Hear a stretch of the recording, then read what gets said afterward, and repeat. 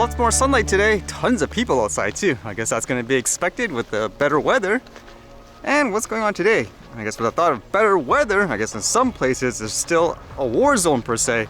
How about this one? This one says Ukrainian drones strike Crimea oil depot. According to this, it says fire at the city's harbor was assigned the highest ranking in terms of how complicated it will be to extinguish. However, he reported that the open blaze had been contained. Razvahayev said the oil depot was attacked by 2 enemy drones and 4 oil tanks burned down. A third drone was shot down from the sky and 1 more was deactivated through radio-electronic means, according to Crimea's Moscow-appointed governor, Sergei Askanov. Makes me wonder how big those drones actually were and the equipment they were using anyways to try to, I guess, jam it per se. That makes me think too, in terms of jamming the signal and all that, I was reading how in some, I guess, companies, they're saying their products could actually, I guess, make the drone return to home. Can you imagine that? If this drone carries a bomb of sort and then you scramble it to tell it to go back home and just deliver the bomb back to them. I can easily imagine that actually happening during a war situation, I guess, since not everyone's that sophisticated yet in terms of handling all of the countermeasures that you can think of. And as I say, it's just 2 places tearing each other apart. It says the attack reported in Sevastopol comes a day after Russia fired more than 20 cruise missiles and 2 drones at Ukraine.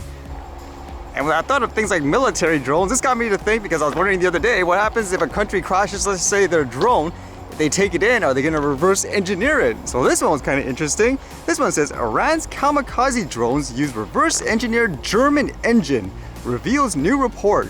These are the ones you've often heard in the news too. It says Iran's military drones supplied to Russia in its ongoing war in Ukraine have been created with Western technology, reveals findings of a new report. A German engine that Iran illegally acquired nearly 20 years ago powers the Shahed 136 drone. Investigators have been gathering a growing body of evidence that has long suggested that Maddow had manufactured engines used in UAV attacks in Saudi Arabia in 2019 and in Ukraine 2020, reads the CAR report. In this dispatch, CAR presents new evidence that conclusively shows for the first time in the public domain that Maddow is indeed the producer of engines found in Shahed 136 UAVs in Ukraine. The drone's engine was reverse engineered by an Iranian business named OJ Pavar Maddow Nafar, which is a key player in Iran's extensive drone sector, that CAR was able to inspect in Ukraine between November 2022 and March 2023 were Shahed 136s, said the report. So are they just getting these parts through other means? It says the original serial numbers on the drone parts had been altered, according to CAR investigators, ostensibly to hide Maddow's involvement in their creation. Meanwhile, officials in the West are worried that Iran could receive weapons and equipment retrieved from the Ukrainian battlefield manufactured in the West. Not the same story, but that reminds me of that one I read where apparently when the US left Afghanistan, just like that, they left behind billions of dollars in military equipment. Makes you wonder what they're gonna do with that equipment.